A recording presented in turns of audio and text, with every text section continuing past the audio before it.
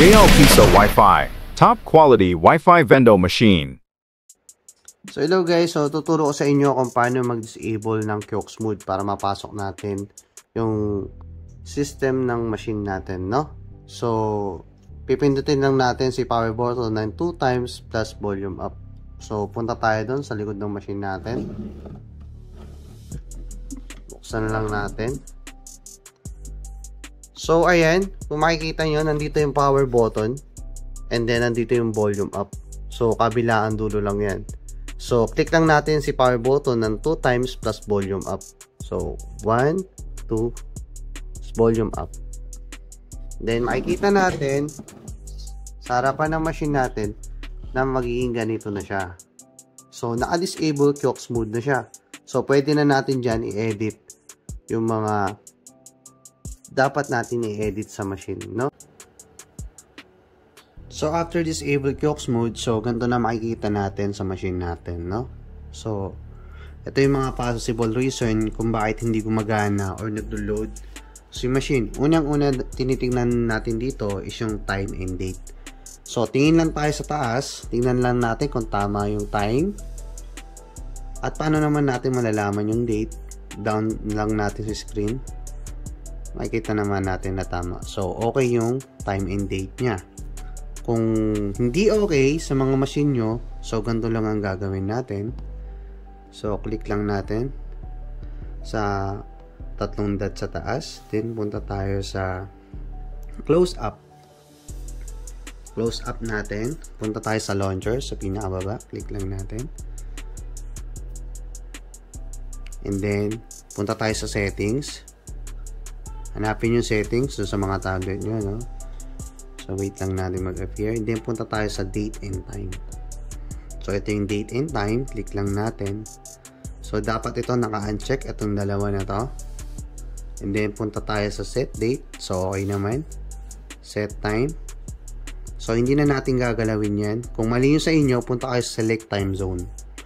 Punta lang kayo sa Hong Kong. Okay? Hanapin nyo na si Hong Kong dyan. For example, ito. Click nyo na si Hong Kong. Matatama na yung date and time yan. Okay? So, ganun lang. Then, back tayo. Pag okay na yung time and date dun sa mga machine natin.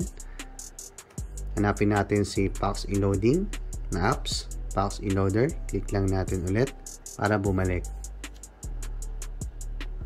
Okay? Then, sunod natin i-check yung signal bar ng machine natin kung okay ba. Kasi isa rin yan sa dahilan, pag baksak yung signal bar, nahirapan magbato ng SMS command si machine dun sa server natin. So, kaya minsan nagde-delay thanks rate 3 yung mga machine natin. And then nakalagay doon no load. No? So, kailangan ma-check natin. If okay naman, so wala tayong magiging problem dyan. So, after that, click na natin ulit yung tatlong dot sa taas. Connection settings. Ito to sa pinakamahalaga. So, explain lang natin. Pag offline ng e-loading machine nyo or hindi gumagamit ng internet at pag Globe user kayo, dapat ganito ang setting.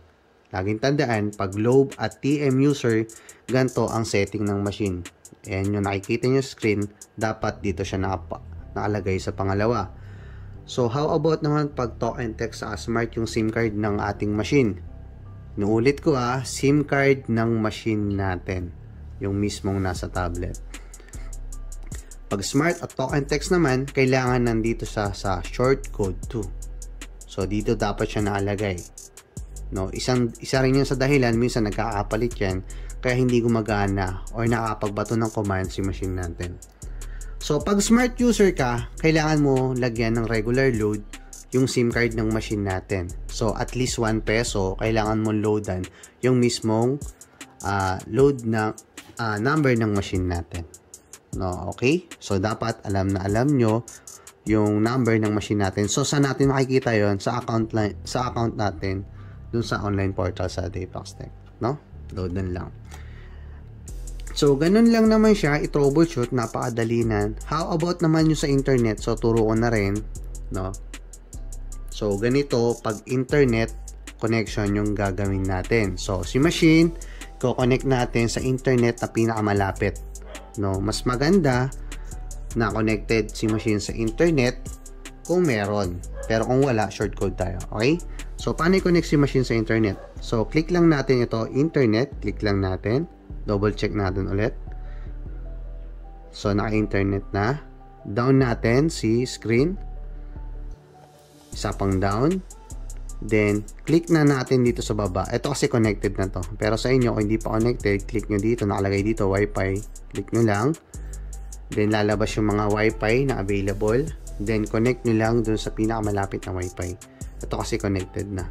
So, after nyo ma-connect, ganun lang kadali, mag-work na ulit si machine. No? Bago natin gawin yan, so, kailangan pa rin natin masiguro na updated yung mga machine natin. No? Kung gusto nyo i-update, madali lang naman, gagawin natin yung sa susunod na video. So, ganun lang, troubleshoot yung mga machine natin. Pag naglo-load error or hindi nakapagbato ng command, ito yung gagawin natin. And then, pag nag-delay things retry, ibig sabihin nun, walang signal. So, ganun lang i-troubleshoot si machine. After natin maayos lahat ng settings sa machine natin about dun sa issue na yun, pwede na natin siya i-Kiox mode. Click lang natin 3 dots sa taas. Then, Kiox mode. Then, PAX e-loader. Click lang natin. Isa pa ulit. Kiox mode. Yes. Always na natin. Then, Kiox mode ulit. So, ganun lang. Okay? Maraming salamat. Thank you. JL Pizza Wi-Fi. Top quality Wi-Fi vendor machine.